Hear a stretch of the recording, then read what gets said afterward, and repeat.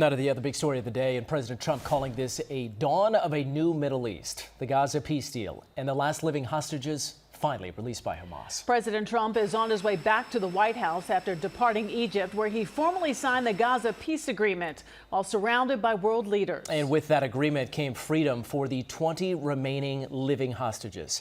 Emotional scenes as those freed hostages reunited with their families. Palestinians in Gaza returning to home in ruins. Many questions remain about what comes next after 2 years of war. Eyewitness News reporter Lauren Glassberg live on the Upper West Side tonight with reaction. But first up, Kemberly Richardson in the newsroom with how the day unfolded. Kem? Mike and Sade, this is a time of delicate transition where any missteps could derail this entire process. With the hostages now on Israeli soil, Palestinian prisoners back in Gaza, President Trump says those on both sides of this conflict have entered into phase 2 of this peace plan. But it's still unclear exactly what that entails.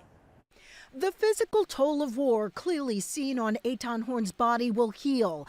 The deep emotional scars, that will stay with him forever.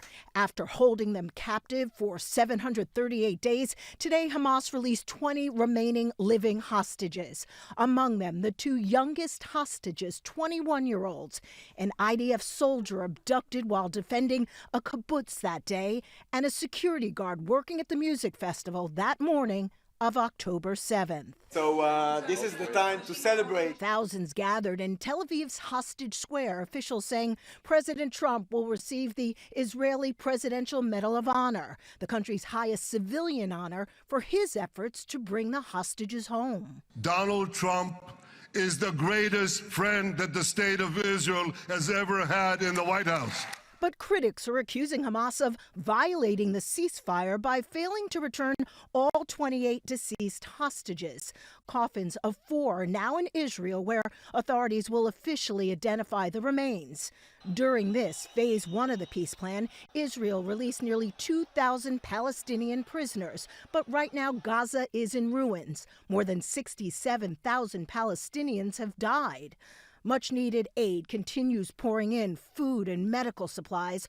All of this as Trump, speaking before the Israeli parliament, hailed a, quote, historic dawn of a new Middle East. Today, the skies are calm, the guns are silent, the sirens are still, and the sun rises on a holy land that is finally at peace. Later in Egypt, Trump officially signed a Gaza ceasefire deal, saying now the rebuilding begins. I think we've done a lot of the hardest part because the rest comes together. We all know how to rebuild, and we know how to build better than anybody in the world.